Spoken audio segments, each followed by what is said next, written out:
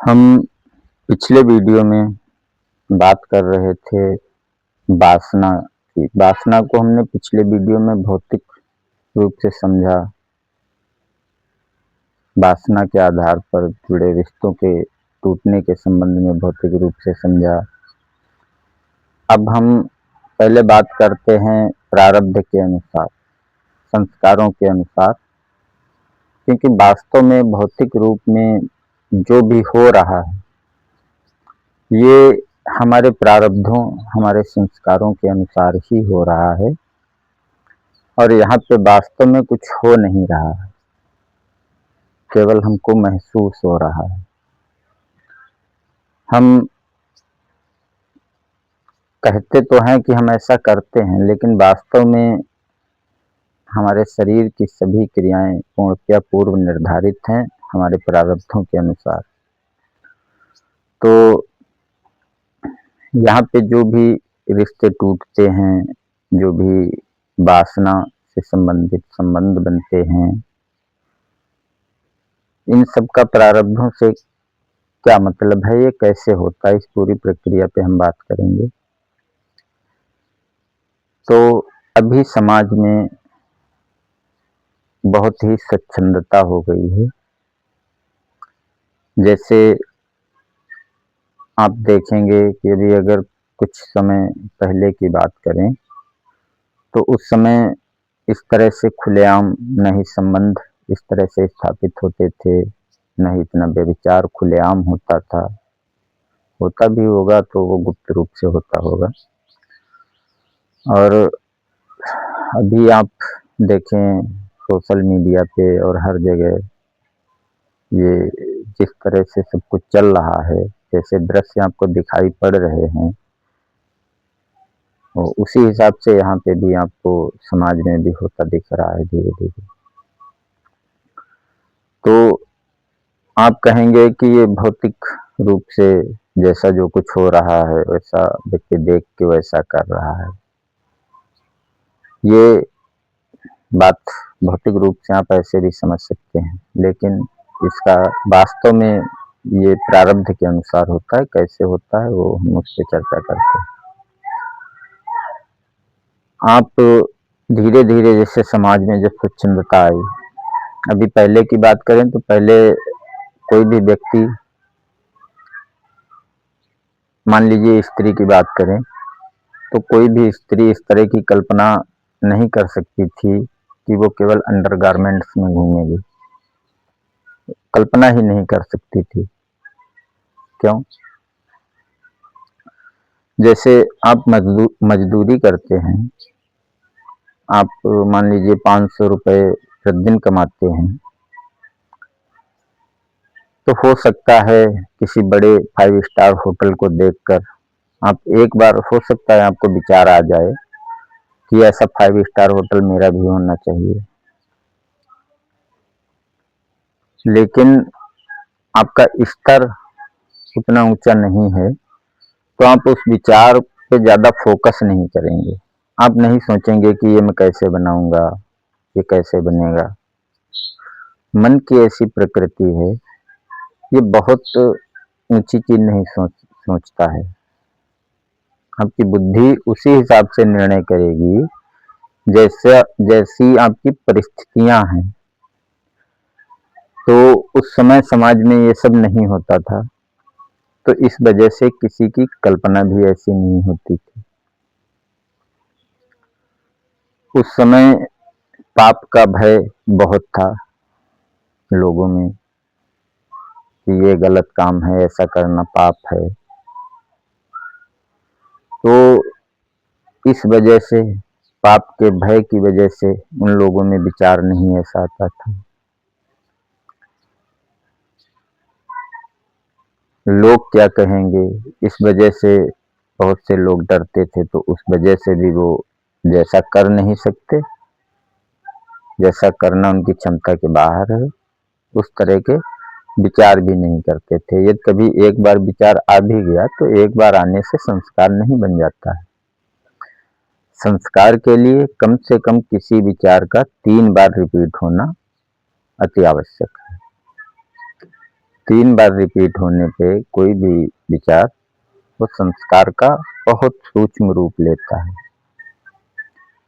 फिर आप उसको जितनी बार रिपीट करेंगे वो उतना अधिक प्रबल संस्कार बनता जाएगा। तो अब जब हम समाज में देखते हैं इस तरह से जो कुछ हो रहा है, ये सब देखते हैं, तो हमारे विचार भी ऐसे बनते हैं, हम ऐसी इच्छा भी करते हैं कि हम ऐसा करें, ऐसा करें। तो जिसके कारण हमारे संस्कार ऐसे निर्मित होते हैं। अभी जैसे मान लो कोई बुजुर्ग व्यक्ति है, अब वो इतने कामुक दृश्य देख रहा है, तो उसका शरीर उस लायक नहीं है, लेकिन वो मन से तो विचार कर सकता है। अब वो मन से उसी तरह से कामुकता भरे कार्य करने के विचार कर रहा है। मान लो वो रास्ते पे जा रहा है, उसने किसी स्त्री को देखा, उसके मन में उसके साथ संबंध बनाने की इच्छा जागी। उसने नहीं शारीरिक रूप से कुछ किया, किसी कारण से, अपनी उम्र के लिहाज से, कानून के भय से, समाज के भय से उसकी इच्छा तो बनी। अब मान लीजिए वो उस इच्छा को बार बार रिपीट कर रहा है, वो घर आया फिर भी वो वही सोच रहा है, फिर भी वही सोच रहा है। इस तरह से वो अगले दिन गया कहीं, उसने किसी और स्त्री को देखा, उसके संबंध में ऐसे विचार किए। उसने मान लीजिए अपने जीवन में 10-20 स्त्रियों के साथ, 50 स्त्रियों के साथ ऐसे विचार किए। ऐसा ही आप स्त्री के संबंध में सोच लें, यदि कोई बुजुर्ग महिला है, उसने भी ऐसा ही किया। अब जब उनकी मृत्यु हुई तो उसके पश्चात वो कहीं बच्चे बनकर जन्मे। अब उनके जो विचार थे, जो इच्छाएं थी, जो संकल्प थे, उसके अनुसार प्रकृति परिस्थितियां उत्पन्न करेगी। अब जब वो जवान होंगे तो उन्होंने जिस जिसके साथ इच्छा की थी, संकल्प किया था, उनके साथ वो सब करने की परिस्थितियां प्रकृति निर्मित करेगी। तो इस हिसाब से अभी जो लोग जन्म ले रहे हैं, इन्होंने ऐसे संस्कार बनाए थे। हालांकि कानून सख्त होने पर, सामाजिक नियम सख्त होने पर इनमें सुधार होगा, और इनमें सुधार भौतिक रूप से आप समझेंगे कि कानून सख्त होने पर हुआ है। लेकिन कानून सख्त होने पर, जैसे कहीं पे मान लीजिए ऐसी सजा हो कि आप हत्या करेंगे तो आपको मृत्युदंड मिल जाएगा तुरंत, तो आपका अगर किसी से बैर है तो आप उसकी हत्या करने के संबंध में तभी विचार करेंगे जब आप स्वयं मरने को तैयार हों। और यदि कानून ऐसा है कि 50 साल केस चलेगा, उसके बाद आप छूट भी सकते हैं, जरूरी नहीं कि सिद्ध हो जाए आपने हत्या की है, इस तरह से अगर होता है कहीं पे, तो आप हत्या करने का विचार आसानी से कर लेंगे। तो सामाजिक नियम या कानून सख्त होने पर आपके संस्कार भी उसी के अनुसार बनते हैं।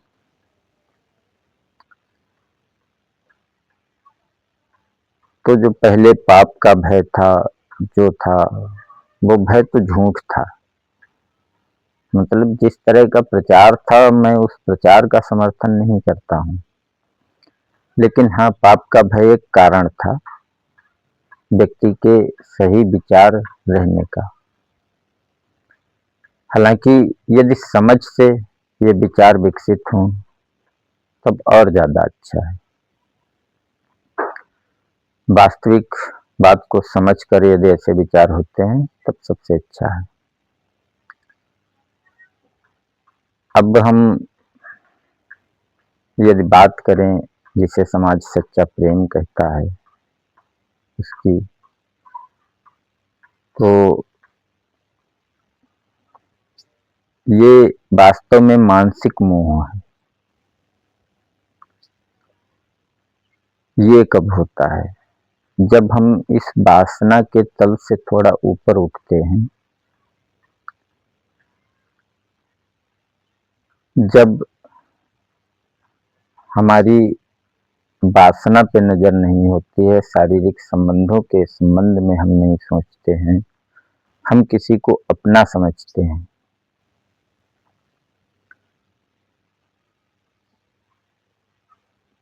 इसमें अंतर क्या होता है वासना में और इस तथाकथित सच्चे प्रेम में? अंतर ये होता है कि वासना में हमारे विचार होते हैं कि हम बस पाना चाहते हैं, देना कुछ नहीं चाहते। हमें यहाँ पर दूसरे से कोई मतलब नहीं होता, दूसरे के संबंध में हम नहीं सोचते। और दो वासना में उतरने वाले व्यक्ति दोनों ही ऐसा सोचते हैं,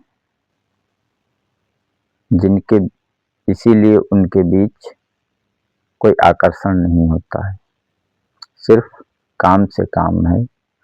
काम वासना में उतरे हुए व्यक्ति सिर्फ काम वासना की पूर्ति तक ही मतलब रखते हैं। मानसिक प्रेम की बात करें तो यहाँ पर हम दूसरे को देना चाहते हैं, और यही इसकी सबसे बड़ी अच्छाई है। यदि संसार में हम बात करें तो ये मानसिक प्रेम जो सच्चा प्रेम कहा जाता है, ये सबसे अच्छा कृत्य है। इसे मैं आध्यात्म का विरोधी नहीं मानता हूँ। ऐसा नहीं है कि ये सच्चे प्रेम का विरोधी है। ये सच्चे प्रेम तक पहुंचने में हमारी मदद करता है। ये संसार की सबसे अच्छी चीज ये है। जो आध्यात्मिक प्रेम है वो इससे भी ऊंचा है, जिसे करुणा नाम से कहा जाता है, परंतु वहां तक पहुंचने में ये हमारी मदद करता है। इसके संबंध में विस्तृत चर्चा हम अगले वीडियो में करते हैं।